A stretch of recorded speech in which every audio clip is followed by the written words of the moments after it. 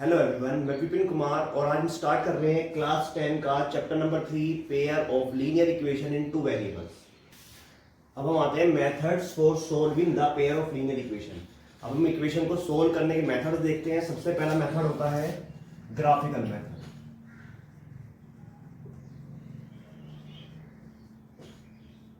जिसमें मैंने आपको ग्राफ बना के बताया कि उसका ग्राफ बन जाएगा। ये पता जाएगा कि वो इंटरसेक्टिंग लाइंस है, पैरेलल लाइंस है या इनफाइनाइट मेनी सॉल्यूशन। ठीक है, एक तो मेथड ये होता है। दूसरा मेथड होता है एल्जेब्रिकली।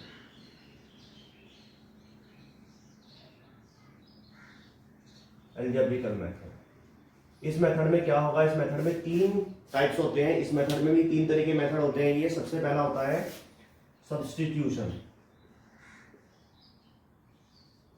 Substitution method. उसके बाद दूसरे नंबर पर आता है एलिमिनेशन मेथड।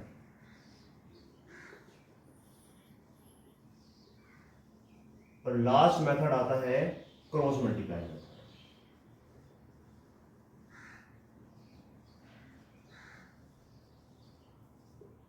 ठीक है, तो अब ये वाला मेथड तो आपका कोर्स से फिनिश हो गया। ये वाला मेथड आपका एग्जाम में नहीं आता है, तो उसके बाद सब्स्टिट्यूशन मेथड या एलिमिनेशन मेथड से आप क्वेश्चन को करेंगे। ठीक है, अब ये वाला एग्जांपल लेके मैं आपको इसका सबसे पहला मेथड बताता हूँ, सब्स्टिट्यूशन मेथड। सब्स्टिट्यूशन मेथड में क्या करना होता है, हमें एक से वैल्यू निकाल के दूसरे में सब्स्टिट्यूट करनी होती है। जैसे 2x plus 3y is equal to 7 से हमें किसी एक की वैल्यू निकालनी होगी। इस इक्वेशन हम 1 मान लेते हैं, इस इक्वेशन 2 मान लेते हैं, तो किसी एक की वैल्यू निकाल के दूसरे में पुट करनी होगी। तो सबसे पहले करना क्या होता है, यहाँ से किसी एक की वैल्यू निकालनी है। मान लेते हैं यहाँ पर x की वैल्यू निकालनी है, तो ये वाला जो 3y होगा प्लस के इधर जाएगा किस चीज में, माइनस में। 2x इक्वल टू 7 माइनस के 3y। यहाँ पे लिख लेंगे फ्रॉम इक्वेशन 1। पहली इक्वेशन से हम यूज कर रहे हैं इसमें। ठीक है, उसके बाद x की वैल्यू चाहिए तो 2 भी एक्स्ट्रा है, 2 कहां पर जाएगा, इस बार डिवाइड में चला जाएगा। तो x equal to 7 minus 3y by 2। ये हमारा 2 कहां पर आ गया, डिवाइड में नीचे आ गया। अब ये हमारी x की वैल्यू निकल गई, इसको हम मान लेते हैं इक्वेशन 3। अब यहां पर लिखते हैं putting x is equal to 7 minus 3y upon 2 in equation 2। क्योंकि हमने पहली इक्वेशन ये यूज करके हमने x की वैल्यू निकाल लिया, फिर अब उसे 2 में रखेंगे। अगर आप 2 से निकालते हैं कोई वैल्यू तो आप फिर उसको 1 में पुट करेंगे, उसी में पुट नहीं करना है, दूसरे वाली में पुट करना है। तो इक्वेशन 2 में पुट करेंगे, तो ये पूरा जो इक्वेशन 2 है वो आप लिखेंगे 5x प्लस के 4y इज इक्वल टू 14। सबसे पहले आपको इक्वेशन लिख लेनी है, उसके बाद आपको 5 लिखना है, ब्रैकेट बनाना है, क्योंकि आपको x की वैल्यू ये वाली पुट करनी है। क्या लिखा है, 7 माइनस 3y अपॉन 2।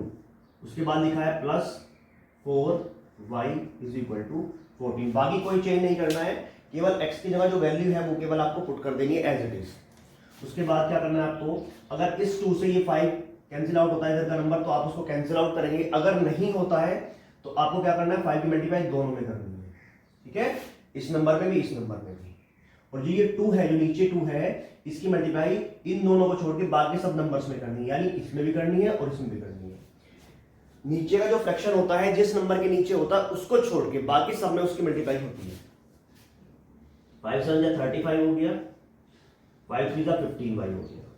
अब उसके बाद 2 की मल्टीप्लाई इसमें भी होगी, 2 4 जा 8y, और फिर 2 की मल्टीप्लाई 14 में भी होगी, 28। यहां तक क्लियर हुआ।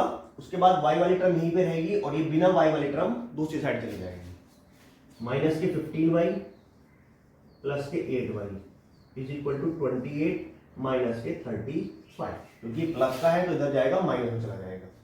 अब ये एक प्लस का एक माइनस का नंबर है, तो बड़े में से छोटा घटाएंगे, 15 में से 8 गया, 7y बचेगा माइनस का। ऐसे ही 38 में से 28 में 7 35 है, वो भी 7 बचेगा माइनस का।